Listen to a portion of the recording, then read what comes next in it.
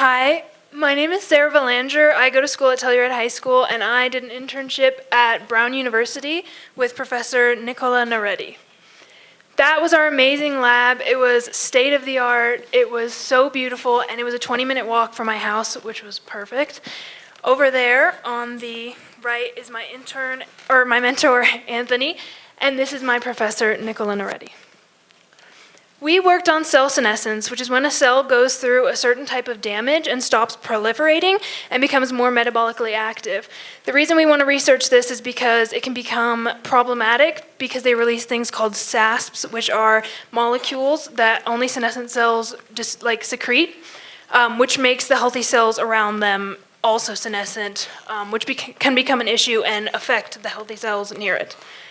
So my first few weeks were spent screening images and learning the basic code. I did a lot of coding as well as wet lab research. Here is a cell culture that we coded to make masks of and separate each individual nuclei into their own screen to be analyzed. There's some of the code. There's me laughing because my mentor was really funny, which kind of made it hard to work, but that's okay. And that was really cool. That was a negative 700-degree freezer, which is almost Kelvin. So that was really cool to see. This was one of my projects. We took the cell culture mass, we divided it up, and then we looked at its morphological features, because one thing you'll notice in senescent cells is they're damaged to the nuclei, so you see the morphological changes. So we made it so that we could see them in a sheet.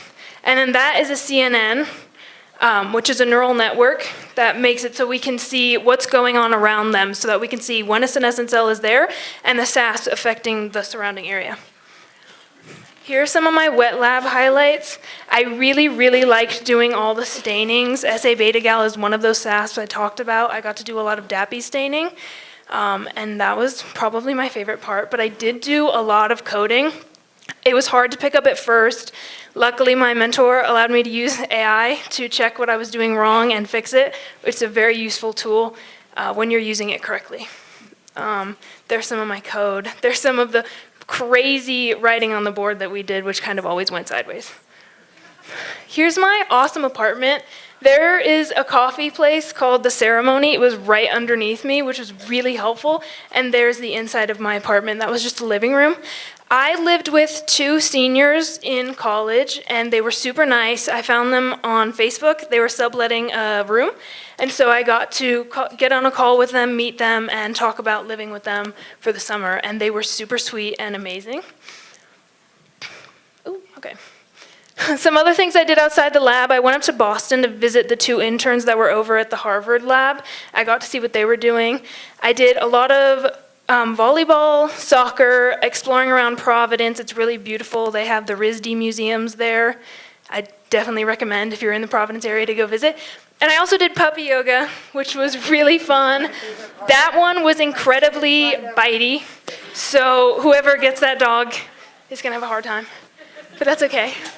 My advice to any future interns is to take any opportunity you can to learn. Ask anybody else in the lab, even if they're not your mentor questions.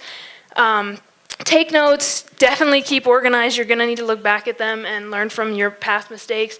Refresh your knowledge, read your papers, and give it 100% and put your best foot forward at all times. And thank you.